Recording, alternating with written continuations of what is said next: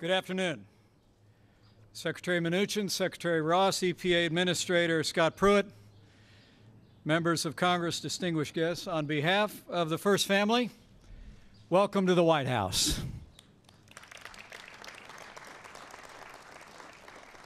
You know, it's the greatest privilege of my life to serve as Vice President to a president who is fighting every day to make America great again.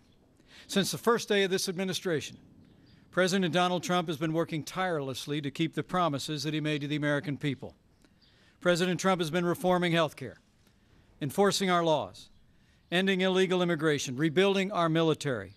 And this president has been rolling back excessive regulations and unfair trade practices that were stifling American jobs. Thanks to President Trump's leadership, American businesses are growing again, investing in America again, and they're creating jobs in this country instead of shipping jobs overseas. Thanks to President Donald Trump, America is back.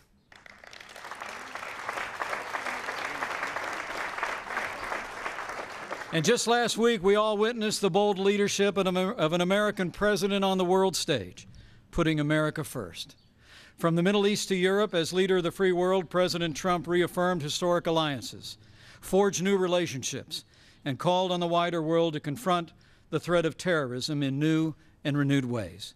And by the action the President will announce today, the American people and the wider world will see once again, our President is choosing to put American jobs and American consumers first.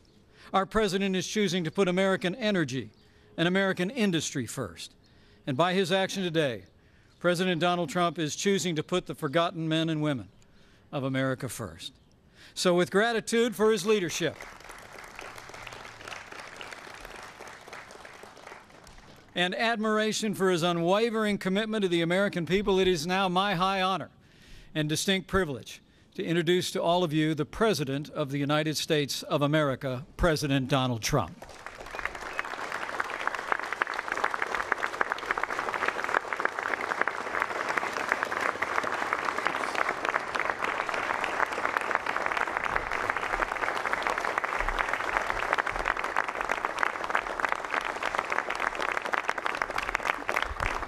Thank you very much.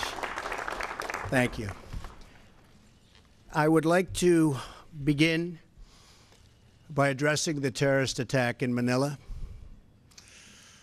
We're closely monitoring the situation, and I will continue to give updates. Anything happens during this period of time, but it is really very sad as to what's going on throughout the world with terror.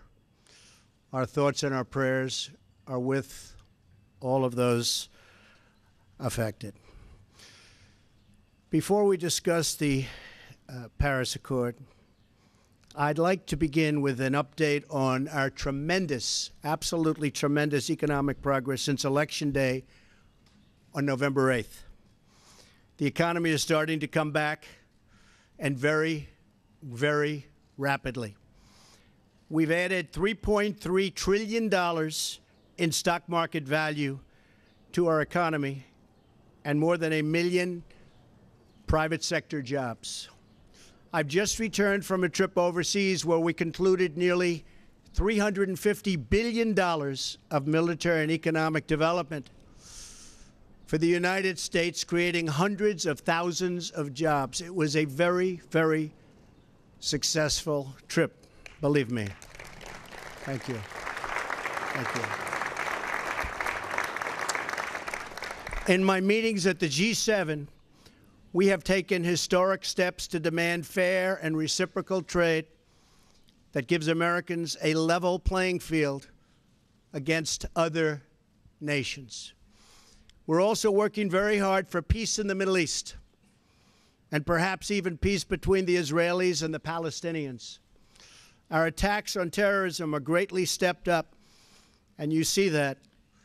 You see it all over. From the previous administration, including getting many other countries to make major contributions to the fight against terror.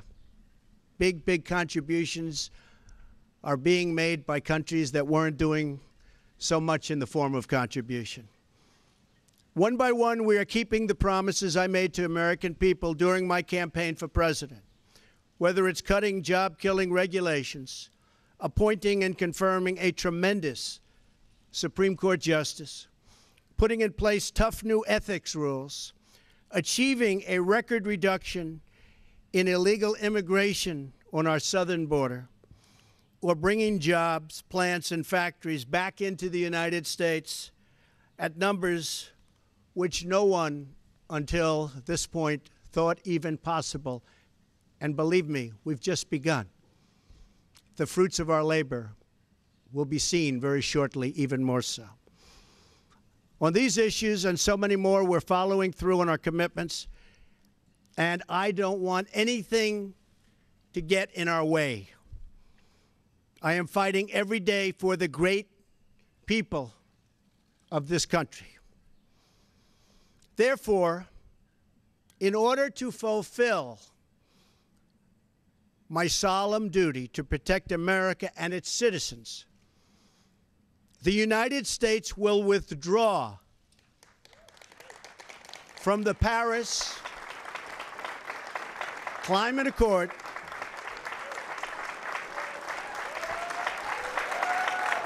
Thank you.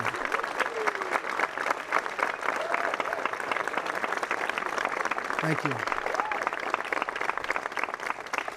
But begin negotiations to re-enter either the Paris Accord or in really entirely new transaction on terms that are fair to the United States, its businesses, its workers, its people, its taxpayers. So we're getting out, but we will start to negotiate, and we will see if we can make a deal that's fair. And if we can, that's great. And if we can't, that's fine. As president, I can put no other consideration before the well-being of American citizens. The Paris Climate Accord is simply the latest example of Washington entering into an agreement that disadvantages the United States to the exclusive benefit of other countries, leaving American workers, who I love, and taxpayers to absorb the cost in terms of lost jobs, lower wages, shuttered factories, and vastly diminished economic production. Thus, as of today, the United States will cease all implementation of the non-binding Paris Accord and the draconian financial and economic burdens the agreement imposes on our country. This includes ending the implementation of the nationally determined contribution and, very importantly, the Green Climate Fund, which is costing the United States a vast fortune. Compliance with the terms of the Paris Accord and the onerous energy restrictions that is placed on the United States could cost America as much as 2.7 million lost jobs by 2025, according to the National Economic Research Associates. This includes 440,000 fewer manufacturing jobs, not what we need. Believe me, this is not what we need, including automobile jobs and the further decimation of vital American industries on which countless communities rely. They rely for so much, and we would be giving them so little. According to the same study, by 2040, compliance with the commitments put into place by the previous administration would cut production for the following sectors: paper, down 12%. Cement, down 23%. Iron and steel, down 38%. Coal, and I happen to love the coal miners, down 86%. 31%. Natural gas down 31%. The cost to the economy at this time would be close to $3 trillion in lost GDP and 6.5 million industrial jobs, while households would have $7,000 less income, and in many cases, much worse than that. Not only does this deal subject our citizens to harsh economic restrictions, it fails to live up to our environmental ideals. As someone who cares deeply about the environment, which I do, I cannot in good conscience support a deal that punishes the United States, which is what it does. The world's leader in environmental protection, while imposing no meaningful obligations on the world's leading polluters. For example, under the agreement, China will be able to increase these emissions by a staggering number of years, 13. They can do whatever they want for 13 years, not us.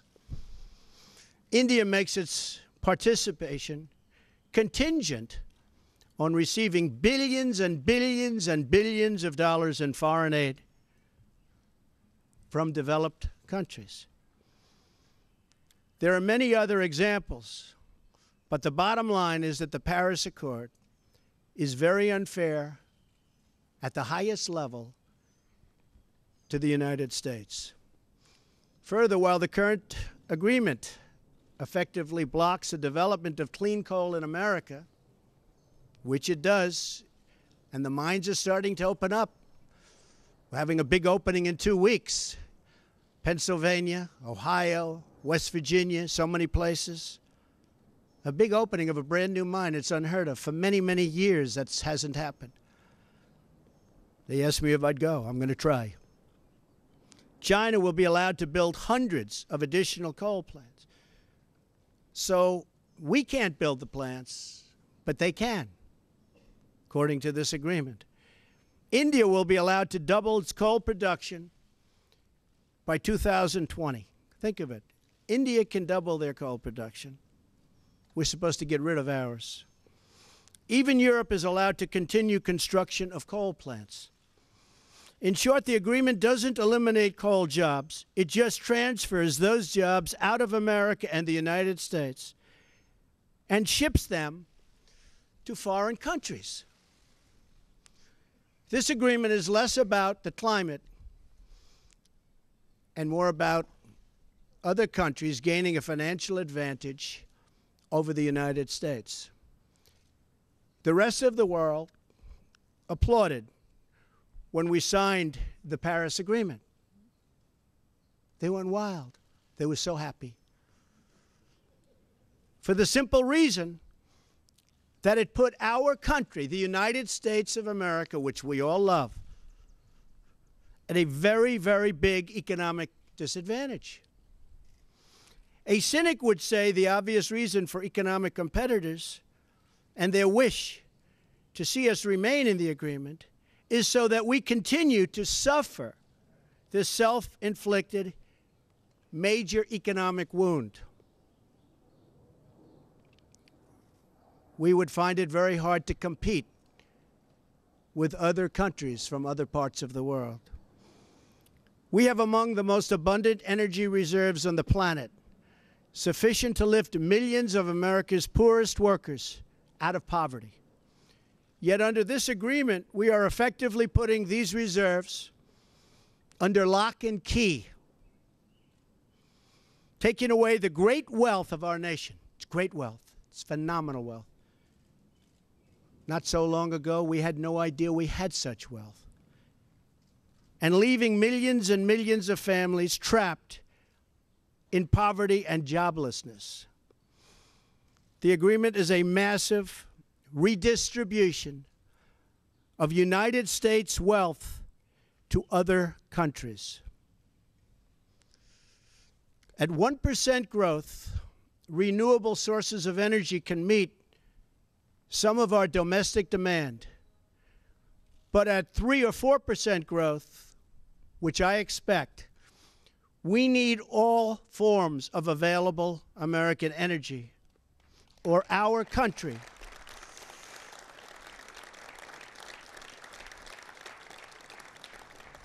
will be at grave risk of brownouts and blackouts. Our businesses will come to a halt in many cases, and the American family will suffer the consequences in the form of lost jobs and a very diminished quality of life.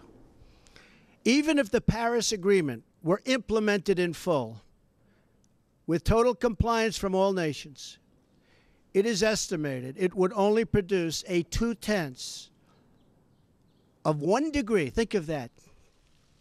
This much Celsius reduction in global temperature by the year 2100. Tiny, tiny amount. In fact, 14 days of carbon emissions from China alone would wipe out the gains from America, and this is an incredible statistic, would totally wipe out the gains from America's expected reductions in the year 2030, after we have had to spend billions and billions of dollars, lost jobs, closed factories, and suffered much higher energy costs for our businesses and for our homes. As the Wall Street Journal wrote this morning, the reality is that withdrawing is in America's economic interest and won't matter much to the climate. The United States under the Trump administration will continue to be the cleanest and most environmentally friendly country on earth. We'll be the cleanest. We're going to have the cleanest air. We're going to have the cleanest water. We will be environmentally friendly, but we're not going to put our businesses out of work. And we're not going to lose our jobs. We're going to grow. We're going to grow rapidly.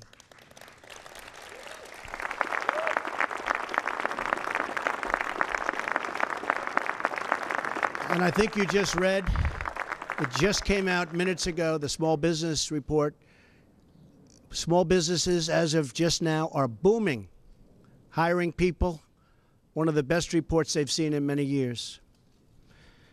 I'm willing to immediately work with Democratic leaders to either negotiate our way back into Paris under the terms that are fair to the United States and its workers, or to negotiate a new deal that protects our country and its taxpayers.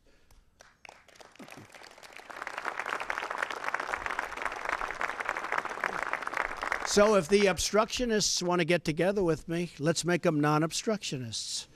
We will all sit down and we will get back into the deal and we'll make it good, and we won't be closing up our factories and we won't be losing our jobs, and we'll sit down with the Democrats and all of the people that represent either the Paris Accord or something that we can do that's much better than the Paris Accord.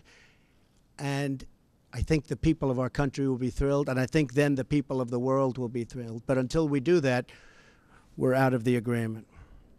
I will work to ensure that America remains the world's leader on environmental issues, but under a framework that is fair and where the burdens and responsibilities are equally shared among the many nations all around the world. No responsible leader can put the workers and the people of their country at this debilitating and tremendous disadvantage. The fact that the Paris deal hamstrings the United States while empowering some of the world's top polluting countries should dispel any doubt as to the real reason why foreign lobbyists wish to keep our magnificent country tied up and bound down by this agreement. It's to give their country an economic edge over the United States. That's not going to happen while I'm president. I'm sorry.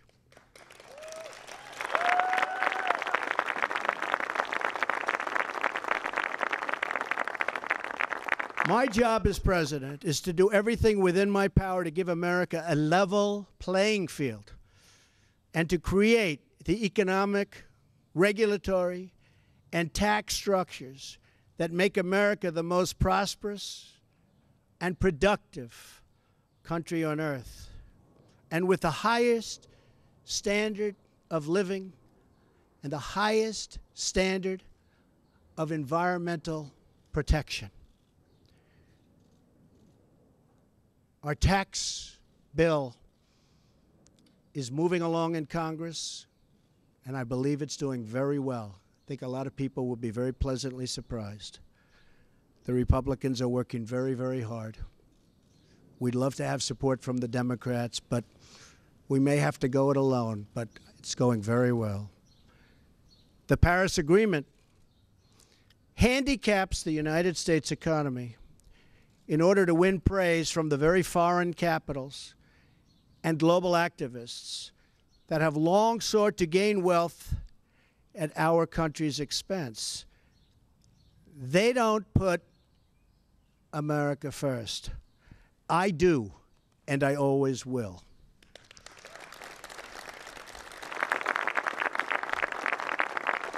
The same nations asking us to stay in the agreement are the countries that have collectively cost America trillions of dollars through tough trade practices and, in many cases, lax contributions to our critical military alliance. You see what's happening. It's pretty obvious to those that want to keep an open mind. At what point does America get demeaned? At what point do they start laughing at us as a country? We want fair treatment for its citizens, and we want fair treatment for our taxpayers. We don't want other leaders and other countries laughing at us anymore, and they won't be. They won't be.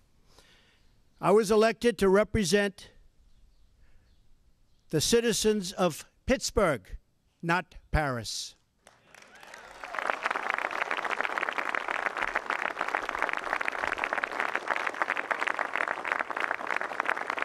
I promised I would exit or renegotiate any deal which fails to serve America's interests.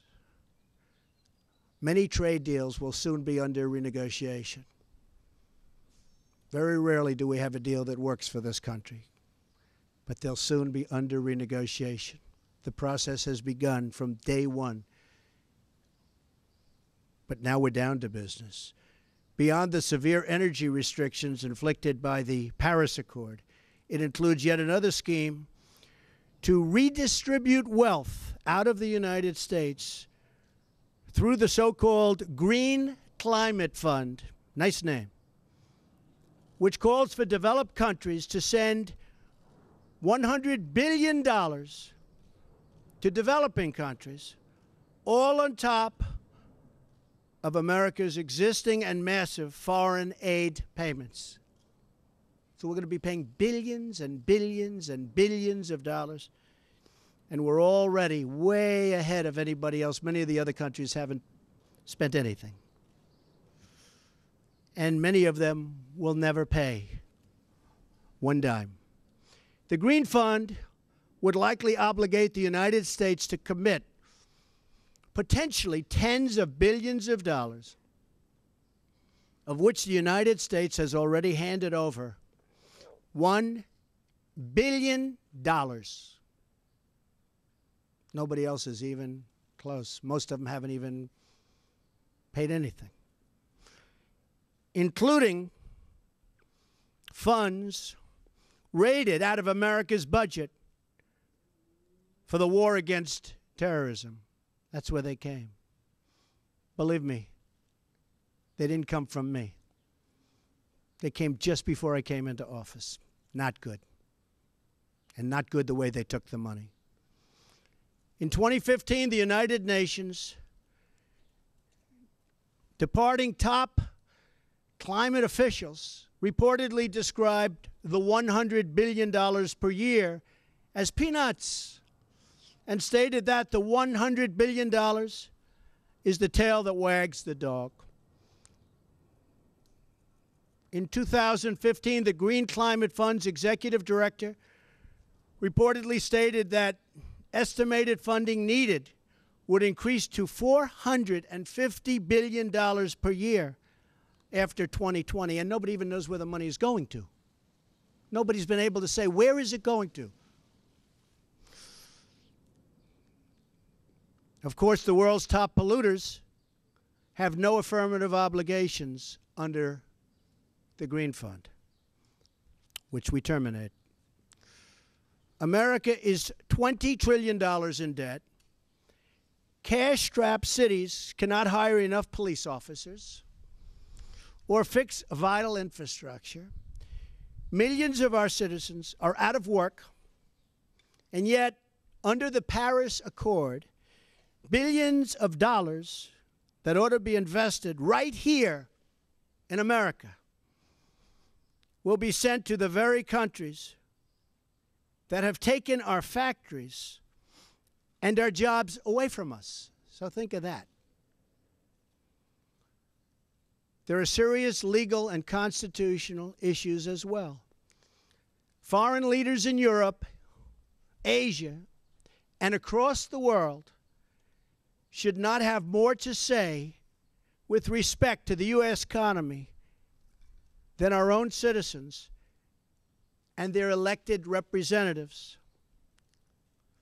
Thus, our withdrawal from the agreement represents a reassertion of America's sovereignty.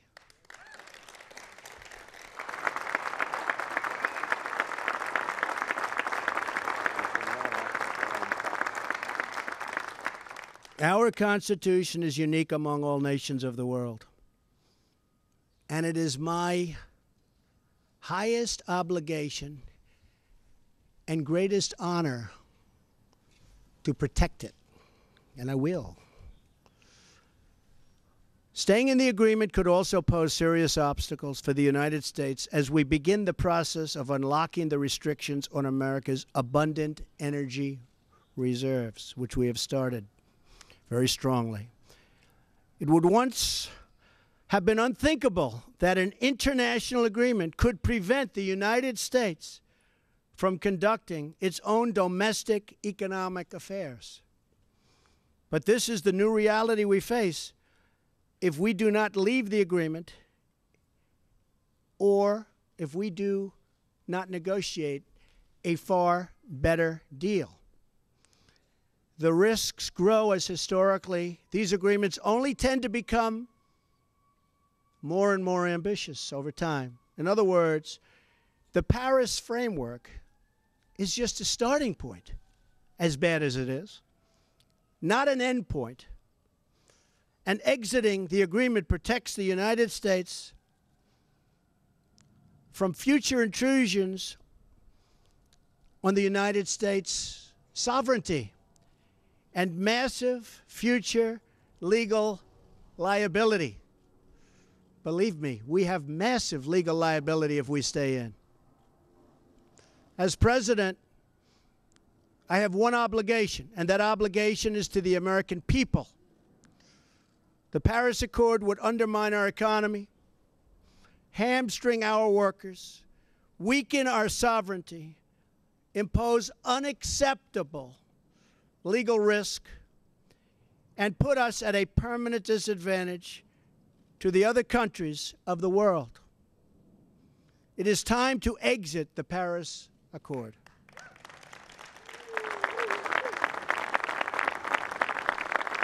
And time to pursue a new deal that protects the environment, our companies, our citizens, and our country. It is time to put Youngstown, Ohio, Detroit, Michigan, and Pittsburgh, Pennsylvania, along with many, many other locations within our great country, before Paris, France. It is time to make America great again. Thank you. Thank you.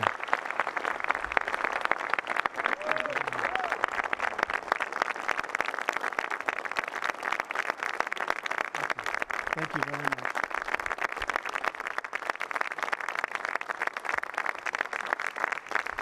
Thank you very much. Very important.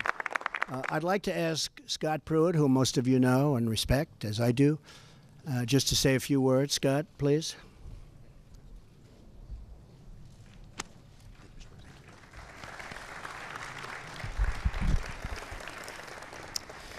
Thank you, Mr. President. Your decision today to exit the Paris Accord reflects your unflinching commitment to put America first. And by exiting, you're fulfilling yet one more campaign promise to the American people. Please know that I'm thankful for your fortitude, your courage, and your steadfastness as you serve and lead our country.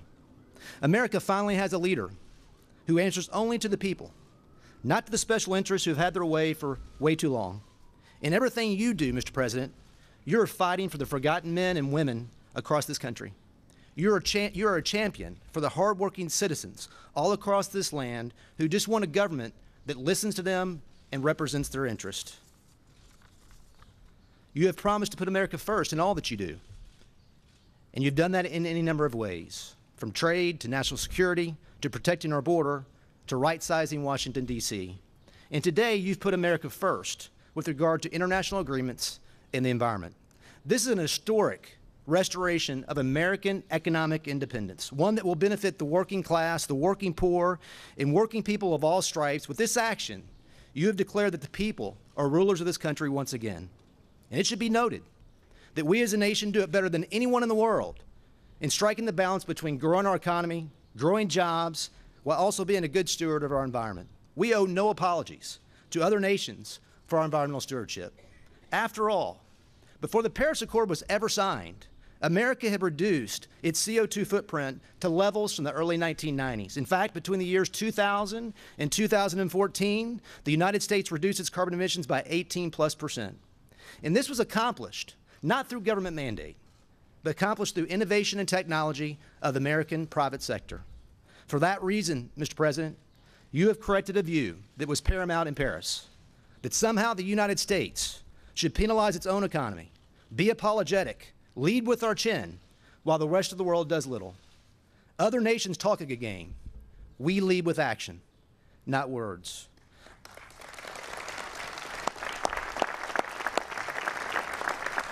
Our efforts, Mr. President, as you know, should be on exporting our technology, our innovation, to nations who seek to reduce their CO2 footprint to learn from us. That should be our focus, versus agreeing to unachievable targets that harm our economy and the American people. Mr. President, it takes courage, it takes commitment to say no to the plaudits of men while doing what's right by the American people. You have that courage, and the American people can take comfort because you have their backs. Thank you, Mr. President.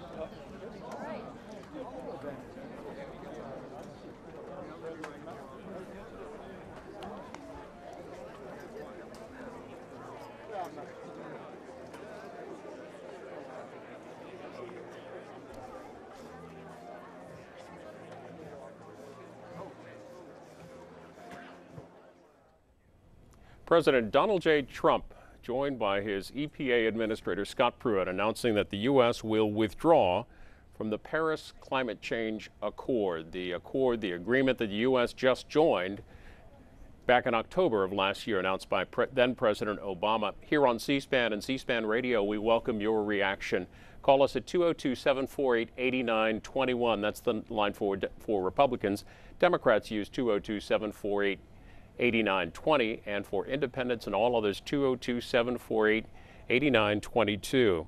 Also on Twitter, we are at C-SPAN. The president this afternoon saying that he will cease all implementation of the non-binding Paris Accord. The Vice President Mike Pence there introducing the president earlier. And in just a bit here, too, we're going to show you all of the president's remarks that went about a half an hour after about a 25-minute delay or so. We will go first.